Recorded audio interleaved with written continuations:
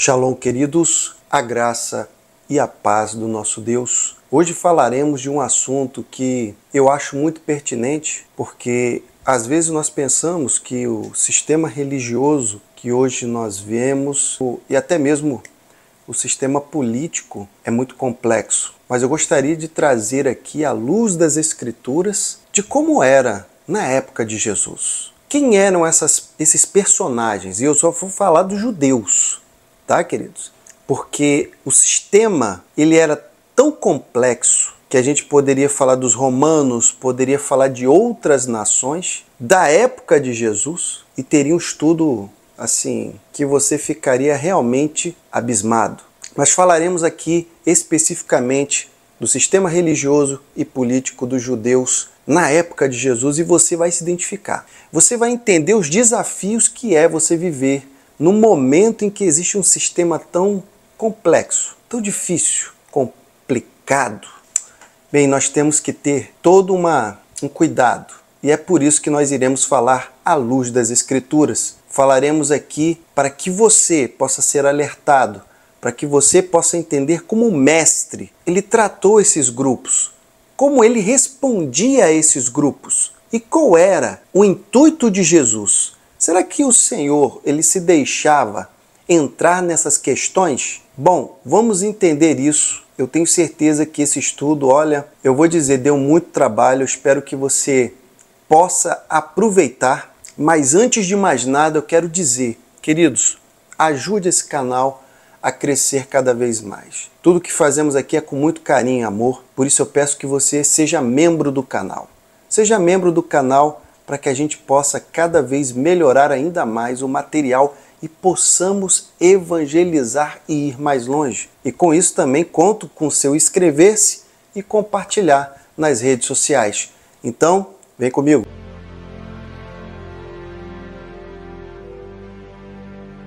Bom, queridos, como eu falei aqui, vamos começar falando desse sistema, esses grupos políticos judaicos que existiam, principalmente também os religiosos. Queridos, nós tínhamos aqui pelo menos 4 classes que irei falar hoje.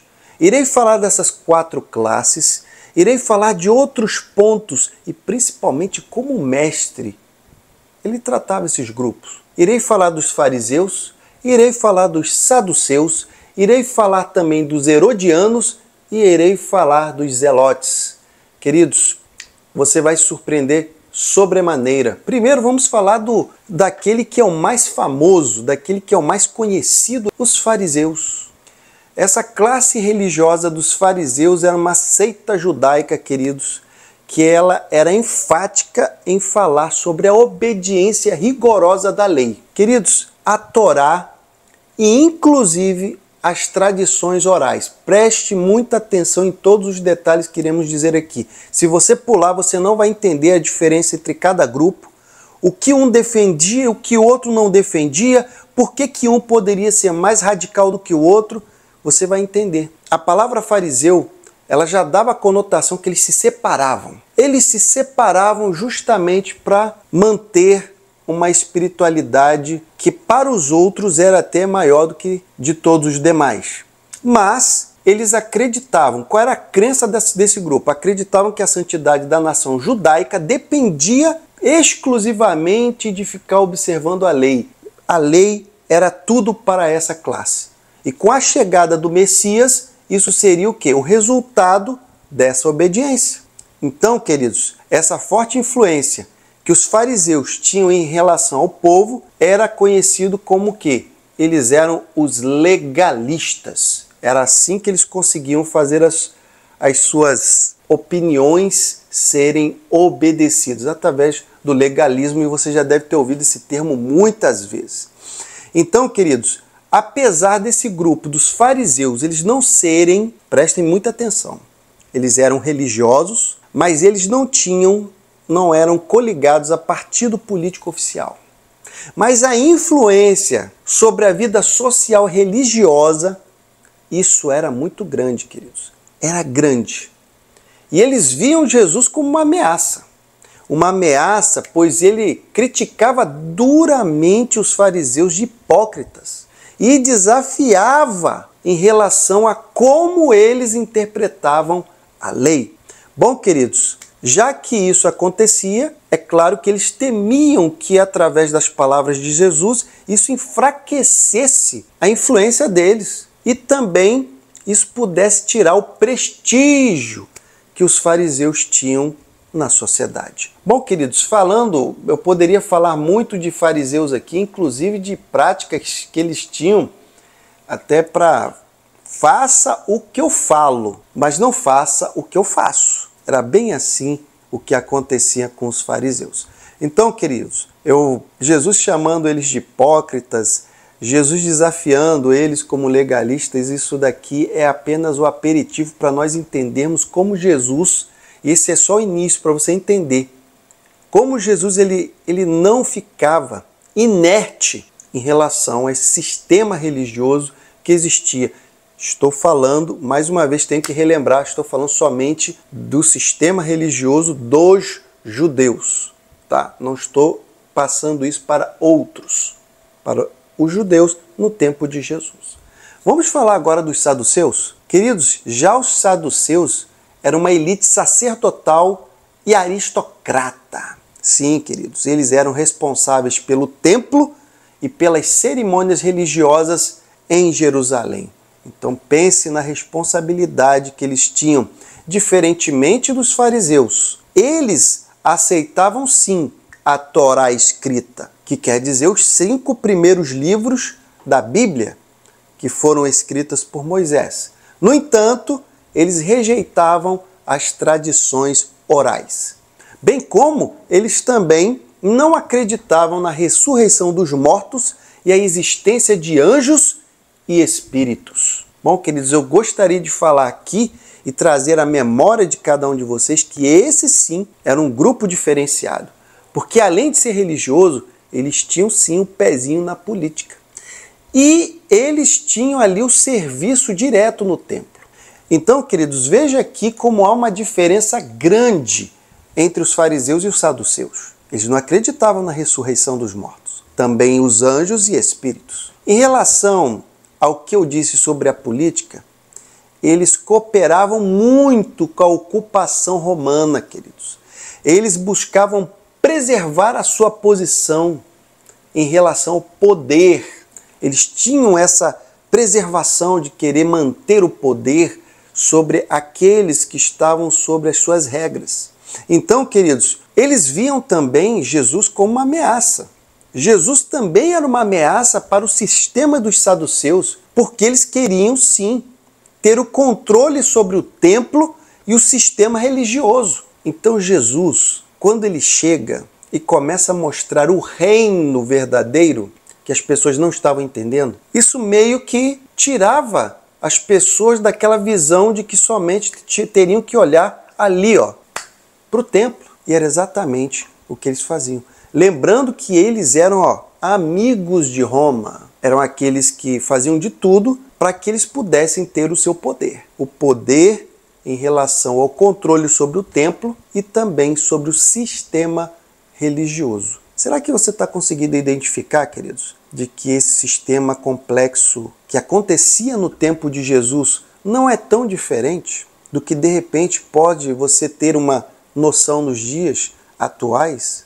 Bom, e você pode olhar na sua Bíblia aí, principalmente Mateus capítulo 22, versos 33, do 23 ao 33, onde Jesus ali, os saduceus vão questionar Jesus sobre a ressurreição, e aí vai ter muito desenrolar aí. Também vai ter em Mateus capítulo 21, onde Jesus vai expulsar os cambistas do templo. Quem se recorda desse momento emblemático, onde Jesus vai expulsar aqueles homens? E ele desafia diretamente a autoridade dos saduceus. E isso não deixa com que essa classe ficasse o quê? Confortável, feliz, porque eles entendiam que havia sim uma ameaça muito grande àquilo que já funcionava. Bom, vamos falar agora dos herodianos.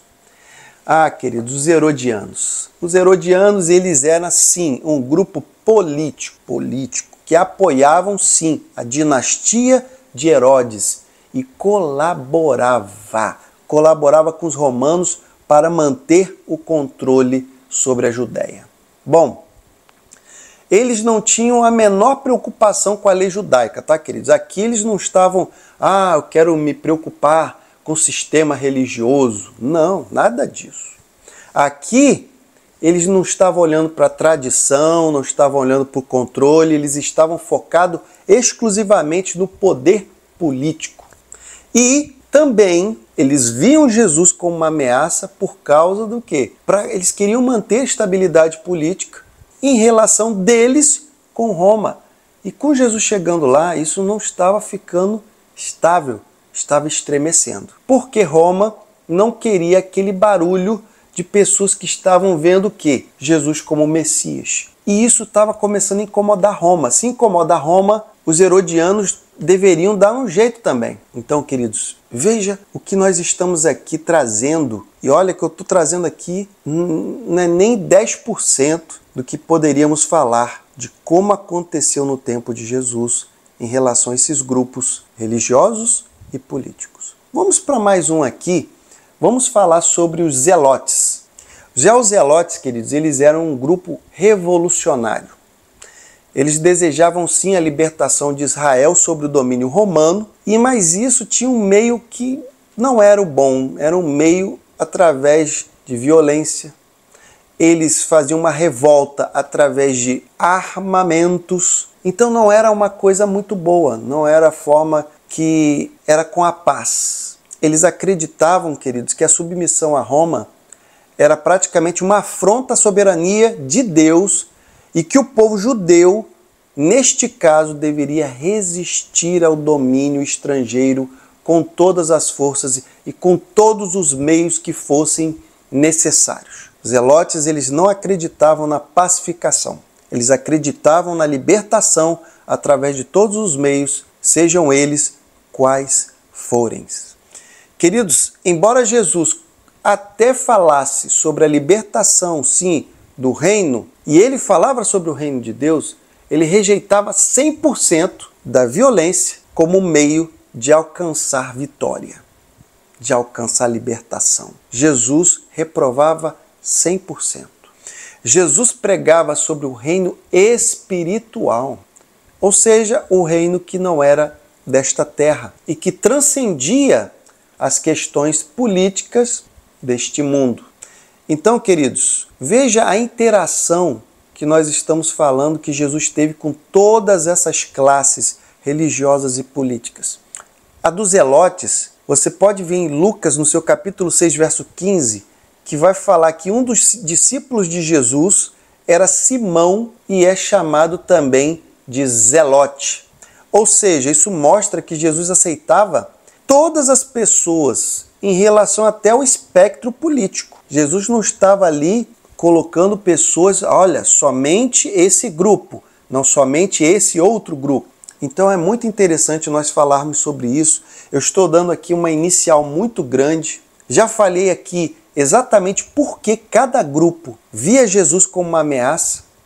Aqui os zelotes, eles até acreditavam na palavra de Jesus, mas não pelo meio no qual Jesus imagina, porque eles tinham aquele pensamento de que a libertação viria por qualquer meio, teria que ser pelo meio mais, poderia ser o meio mais difícil. Eu estou usando palavras aqui para que a gente não venha cair aqui na plataforma de forma errada. Então, querido, Jesus não apoiava isso. Como eu disse aqui, 100% Jesus não apoiava. Então, os zelotes também não via essa parte. Então, vamos falar agora, queridos, como Jesus lidou com esses grupos. Porque, sinceramente, isso me remete a pensar como muitas pessoas hoje veem dificuldade em você lidar com o sistema religioso da vida atual e principalmente com um outro meio também, que é o meio das pessoas que utilizam a oratória para poder viverem com promessas, com pseudos projetos. Mas a grande verdade é que se você olhar o nosso país, você vê que a realização ou até mesmo o avanço para todos aqueles que vivem não é dos melhores. Bom, queridos, mas como Jesus lidou com esses grupos? Eu já começo dizendo que, é claro, em primeiro lugar, Jesus foi sábio e foi estratégico, claro. Ele nunca procurou diretamente o confronto político. E ele também nunca se esquivou, nunca saiu de confrontar esses grupos. Isso é muito importante dizer, queridos. É muito importante nós falarmos que Jesus, ele nunca procurou ir em colisão, colidir. Ele nunca quis isso. Mas uma vez que esse grupo ia até ele atacando diretamente, ele também nunca deixou de falar a verdade e de confrontar esses grupos. Tanto que Jesus expôs a hipocrisia dos fariseus, Jesus desafiou a corrupção dos saduceus, Jesus evitou as armadilhas criadas, aquelas armadilhas políticas dos herodianos, e ele rejeitou a violência dos zelotes. Mas ele sempre se manteve focado no reino de Deus. Sempre um reino espiritual de justiça e paz, e não de poder político. Queridos, eu estou falando desse estudo hoje porque me sinto aqui chamado para falar com você, meu queridos. Ainda vamos falar um pouco mais sobre esse assunto. Esse assunto é muito rico, mas eu gostaria de parar para dizer para você, queridos, em nome de Jesus, busque a palavra, busque o conhecimento. O Senhor sempre te dará a sabedoria para que você possa entender. Em primeiro momento, faça as perguntas certas. Faça as perguntas certas para as perguntas que você precisa ter a resposta. Como, por exemplo, Jesus fazia parte do sistema religioso dos judeus? Jesus fazia parte daquilo ali? Jesus fazia parte também do sistema político? Ele estava dentro disso? Ele apoiava? Jesus foi ali e apoiou alguma pessoa que estivesse ali dentro? Pense nisso, queridos. Pense nisso. Pense muito bem sobre essa parte. Para eu poder dizer, Jesus podia concordar com esses grupos? Essa é uma pergunta muito interessante que eu quero responder agora. É evidente que Jesus não concordava em nada com esses grupos políticos, sabendo que a missão de Jesus era maior. Era muito maior do que as preocupações terrenas. Jesus queria ali inaugurar o reino celestial. Jesus estava muito mais interessado em transformar o coração dos homens do que mudar os sistemas políticos. Será que você consegue me entender, queridos? Qual era o propósito de Jesus? Qual era o foco de Jesus? Qual era o objetivo de Jesus? No entanto, ele também não se esquivou de desafiar as injustiças, os erros cometidos por esses grupos. Ele denunciava hipócritas. Ele saía das armadilhas quando os saduceus queriam pegá-lo em uma armadilha, onde eles forjavam situações para fazerem uma pergunta capciosa ao mestre. Jesus, com toda sabedoria, ele respondia, mas ele jamais deixava de responder a esses grupos, que fique muito registrado. Então, queridos, eu gostaria de trazer aqui, acalentar um pouco o seu coração, principalmente para você, meu queridos, que acredita muito mais no reino de Deus do que o reino que você vive aqui. Se você acredita plenamente que a sua vida não está enraizada nesta terra, se você tem essa fé de que a sua vida ela tem um propósito maior, de que o seu objetivo, o seu futuro é muito maior do que você está vivendo nesse momento, então continue aquilo que Jesus estava fazendo em seu ministério aqui na terra. Continue tentando modificar os corações das pessoas que estão ali em sofrimento espiritual.